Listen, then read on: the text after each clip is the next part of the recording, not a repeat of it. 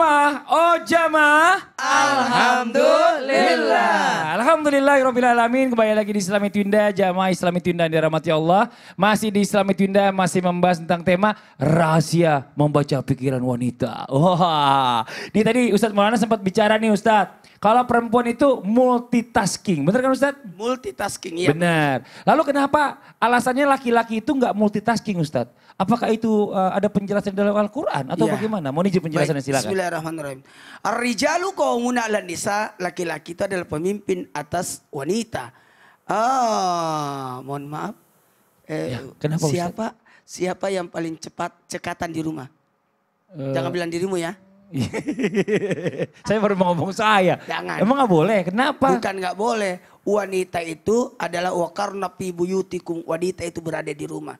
Laki-laki itu di luar.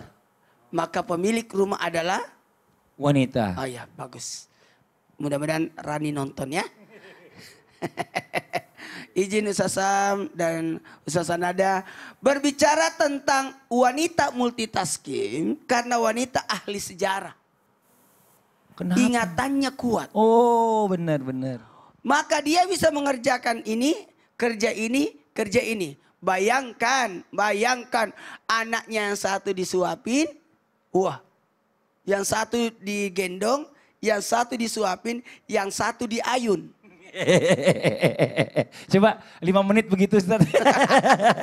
Jadi satu anaknya digendong, satu disuapin, satu diayun. diayun. Iya.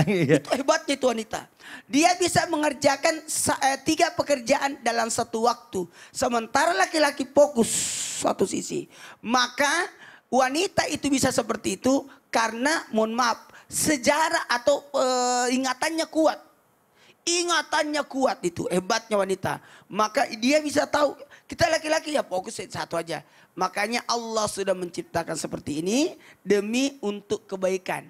Makanya an-nisa'u imadud bilad. Wanita itu tiangnya. Wanita itu tiangnya negara.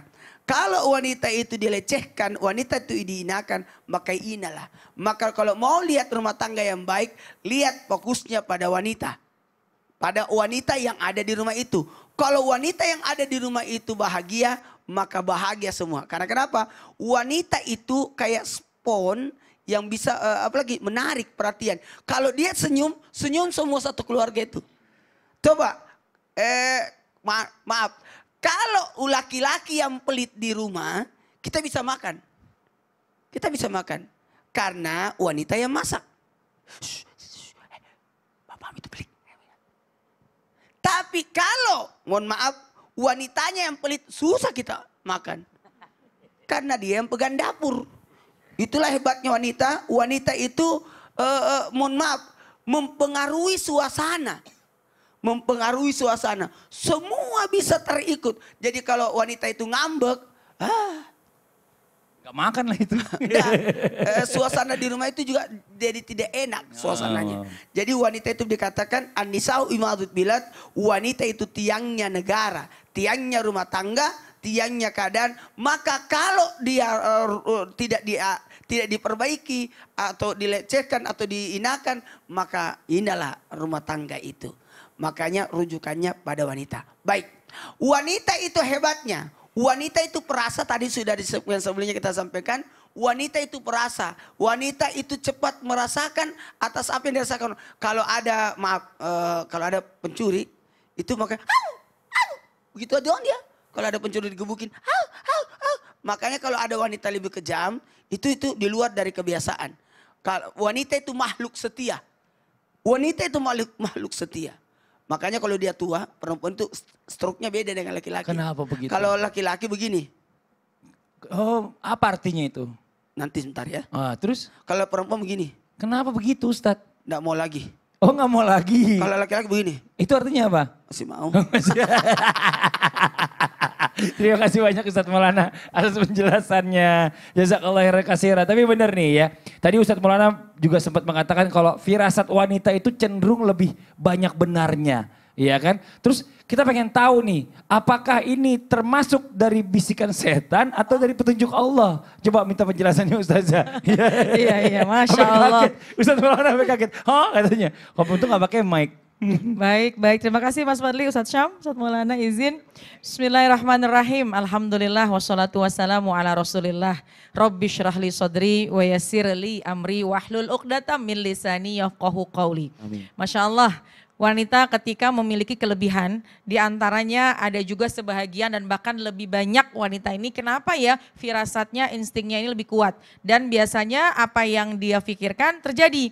Ya, ini sama sekali nggak ada kaitannya dengan apa tadi? Jin, bisikan setan itu nggak ada kaitannya sama sekali. Apalagi misalnya mohon maaf ketika ada petunjuk-petunjuk dari Allah. Tentunya semuanya kembalikan kepada diri kita. Kalau sekiranya orang ini beriman. Dan tentu biasanya ada bisyarah atau ada petunjuk dari Allah. Ini adalah para alim ulama tentunya ya. Yang betul-betul hubungan kepada Allahnya ini sangat kuat. Tapi bukan berarti seorang wanita tidak jauh dari itu. Tapi insya Allah dengan kita ikhlas dalam beribadah. Dengan kita sungguh-sungguh dalam melayani suami. Dengan kita sungguh-sungguh ingin memberikan yang terbaik untuk keluarga kita. Tidak menutup kemungkinan Allah akan memberi kemudahan kepada kita untuk bisa menyelesaikan berbagai macam persoalan, berbagai macam hal dalam satu waktu dan bukan hanya secara zahir tapi juga secara batin. Maksudnya apa? Tadi sudah disampaikan sebelumnya, wanita ini punya pemikiran yang sangat panjang. Wanita punya daya ingat yang sangat kuat, ya. Terkadang masalah kecil di 10 tahun yang lalu masih suka diingat sampai sekarang. Dan bahkan mungkin di 25 tahun yang lalu, kesalahan yang 25 tahun yang lalu, sekecil itu bisa diungkap lagi. Suaminya udah bingung, yang mana ya? Saya lupa. Nah ini adalah salah satu tanda bahwasannya tadi dikatakan oleh Ustadz Maulana, perempuan ini adalah ahli sejarah yang sangat kuat, subhanallah. Ya, dengan ahli sejarah yang sangat kuat ini ada rahasia terbaik yang terjadi. Apa itu? Seorang wanita ketika dia menggunakan daya ingat yang sangat kuat, maka positifnya dia akan mencoba memahami berbagai macam keadaan-keadaan yang sebelumnya akan dijadikan pelajaran untuk di kemudian hari. Jadi kenapa ketika permasalahan suami bertanya, ini bagaimana ya caranya ya? Kalau menurut saya begini, begini, dan begini. Ya, itu adalah pertama karena memang ya mudah-mudahan petunjuk dari Allah Subhanahu Wa Taala dengan keikhlasan yang ngurusin keluarga. Dan yang pasti adalah yang kedua dengan historical proses belajar dalam rumah tangga, maka biasanya seorang wanita ini lebih panjang dalam memikirkan permasalahan sehingga menemukan solusi yang terbaik. Insya Allah apabila seorang suami mencoba melibatkan seorang istri dalam diskusi, ya insya Allah akan menemukan jalan yang terbaik dengan syarat. Dengan syarat seorang istri jangan bersayap-sayap. Bukan punya sayap ya, tapi kata-katanya jangan bersayap. Pemikirannya jangan bersayap. Sampaikanlah dengan baik dan juga tahan yang namanya emosi.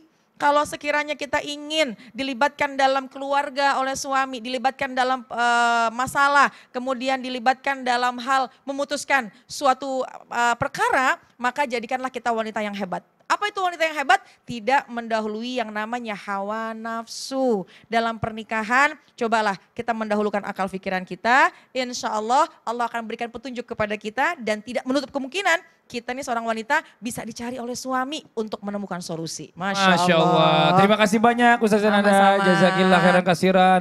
Ustaz Maulana, kayaknya bibirnya kering banget. Mau ambil minum dulu? Nggak usah. Aman lah ya? Aman ya udah. Kita lanjut lagi nih.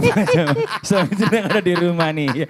Kalau kita bicara masalah tentang panutan. Panutan terbaik pastilah Rasulullah SAW. Sebagai pemimpin keluarga, sebagai pemimpin umat. Rasulullah ini mempunyai kepekaan yang luar biasa. Mungkin kita bisa cari tahu nih Ustaz Syam menijib penjelasannya bicara masalah bagaimana caranya Rasulullah ini bisa peka ya terhadap orang lain.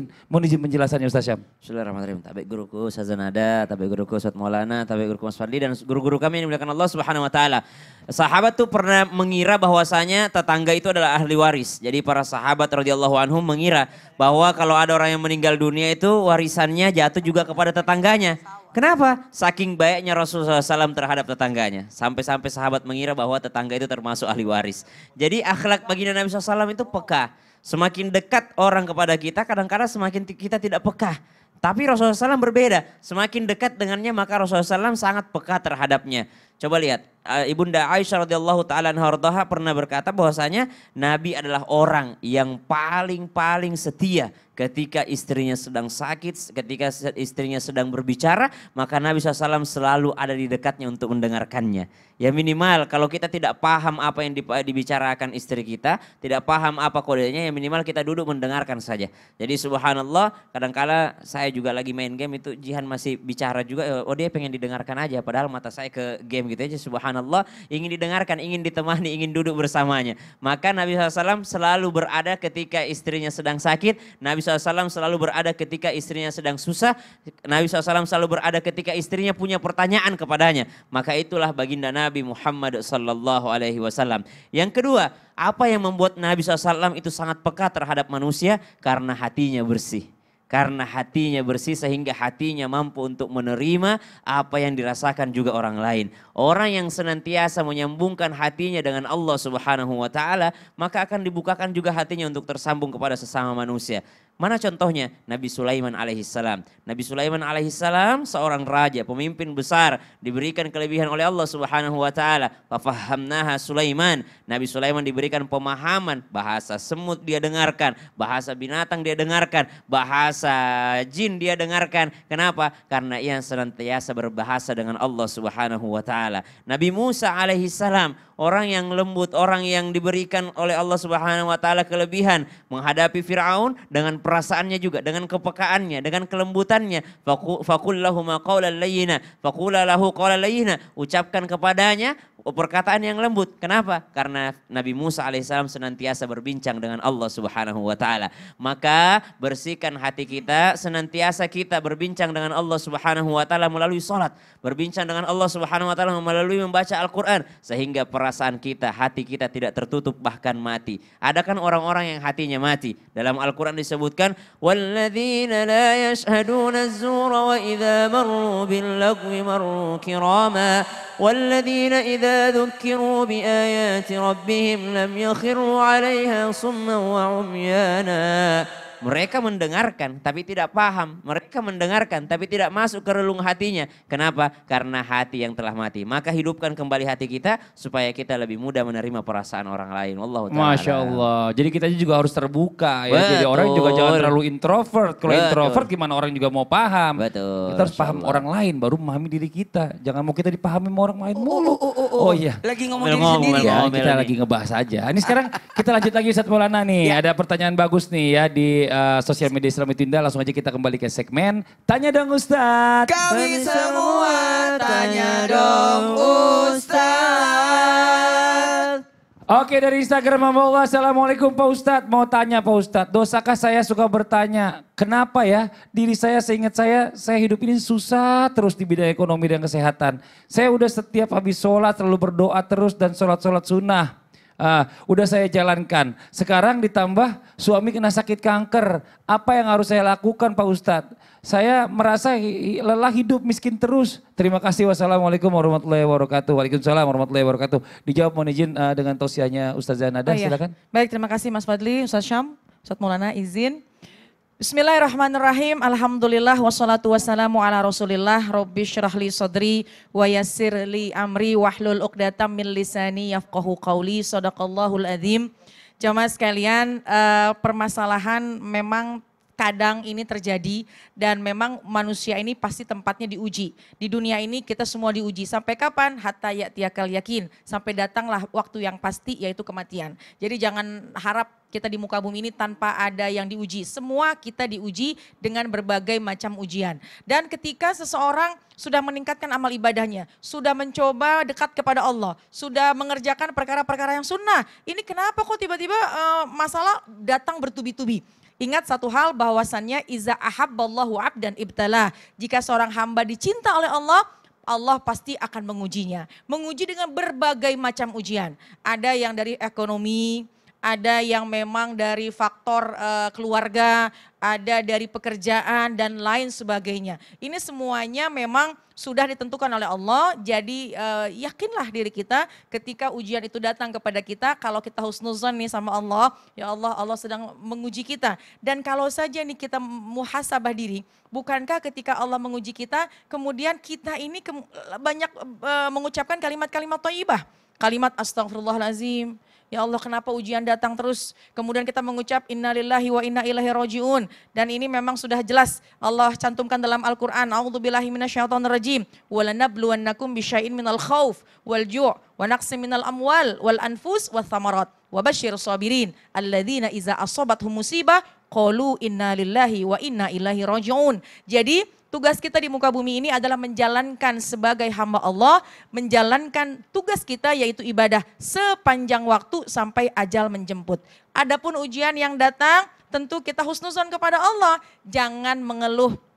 Karena kalau mengeluh ini bisa saja yang dikatakan oleh seorang ulama bahwasannya man asbaha wa huwa yashku diqal ma'ashi faka'annama yashku rabbah. Siapa orang kalau yang pagi-pagi nih, pagi-pagi dia udah mengeluhkan berbagai macam kehidupannya seolah-olah dia mengeluh akan Tuhannya. Dia nggak ridho. Na'udzubillah wa iyadzubillah. Jadi apa yang harus kita lakukan? Yang pertama tetap husnuzon kepada Allah dan yakinlah ujian yang datang kepada kita itu semata-mata Allah ingin memberikan yang terbaik buat kita. Bukankah Allah ingin ketika kita diuji, kita bersabar dan kemudian kita mengucapkan kalimat thayyibah, insya Allah Allah akan menggugurkan dosa-dosa kita. Dan kemudian bukankah ketika kita bersabar apapun ujian yang Allah berikan, insya Allah Allah akan angkat derajat kita. Jadi baik wanita maupun pria, ketika ada ujian yang datang kepada kita, jangan pernah jauh dari Allah, jangan mengeluh. Dan juga sebagai pendamping, ini juga peran seorang wanita. Ketika seorang laki-laki mendapatkan ujian, peka. Tadi sudah disampaikan sebelumnya, lebih peka kita kepada pasangan. Kalau suami ini melihat kayaknya istri lagi menghadapi berbagai macam ujian, ada masalah, ada apa sih, ajak bicara. Kemudian lebih peka, insya Allah sama-sama suami istri, orang tua dengan anak, teman, saling membantu untuk menuju kebaikan-kebaikan. Insya Allah semuanya akan baik-baik saja. Ujian akan terasa indah karena yakinlah ujian itu semata-mata Allah cinta kepada kita. Wallahu a'lam bishawab. Allah, Masya Allah Ustazah. Segmen 1, segmen 2, ya Allah sibuk. Ayo main HP terus. Tadi sarapan nih, terserah. Sekarang main HP lagi. Udah tenang aja Ustaz Syam, gak apa-apa. Aman kok. Kok sama? Pertanyaan saya juga sama loh Ustaz Sam. Apa jangan-jangan istrinya Mas Fadli ini juga mengirimkan pertanyaan ke Islam itu indah ya? Masa enggak? Masa sih? Ya udah ntar kita bacain aja pertanyaannya. Ya udah mau jamain di rumah. Jangan kemana-mana, kita segera kembali lagi tetap di Islam itu indah. Jamaah, oh jamaah, alhamdulillah. Emang ada pertanyaan itu? Ada masalah ya? Enggak. Subhanallah.